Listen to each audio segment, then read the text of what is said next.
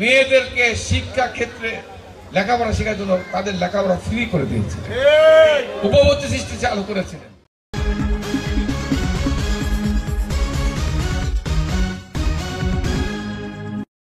আগামী পার্লামেন্ট নির্বাচনে বাংলাদেশের জনগণ যদি আবারও বিএনপিকে ভোট দিয়ে নির্বাচিত করে, আপনারা জানেন বিএনপি সরকারে থাকলে বাংলাদেশের শিক্ষা ব্যবস্থা, বাংলাদেশের শিক্ষা খাতে সবচেয়ে বেশি বরাদ্দ, সবচেয়ে বেশি টাকা এই বিএনপি দেশের মানুষের ছাত্রছাত্রীর জন্য শিক্ষা উন্নয়নের খাতে সবচেয়ে বেশি অর্থ ব্যয় করে থাকে বিএনপি। আমাদের নেতা তারেক রহমান সাহেব 31 দফা উনি দিয়েছেন।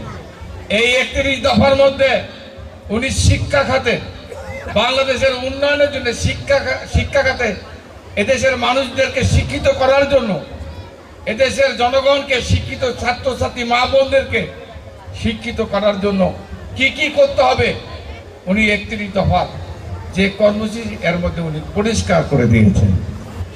এই মা বোনদেরকে শিক্ষিত করার জন্য প্রথম বেগম খালেদা জিয়া বাংলাদেশের মেয়েদেরকে উনি শিক্ষিত করে তোলার জন্য, বিএনপি সরকার থেকে মেয়েদেরকে শিক্ষিত করে তোলার জন্য উনি সর্বপ্রথম মেয়েদেরকে শিক্ষা ক্ষেত্রে লেখাপড়া শেখার জন্য তাদের লেখাপড়া ফ্রি করে দিয়েছে, উপবর্তী সৃষ্টি চালু করেছিলেন।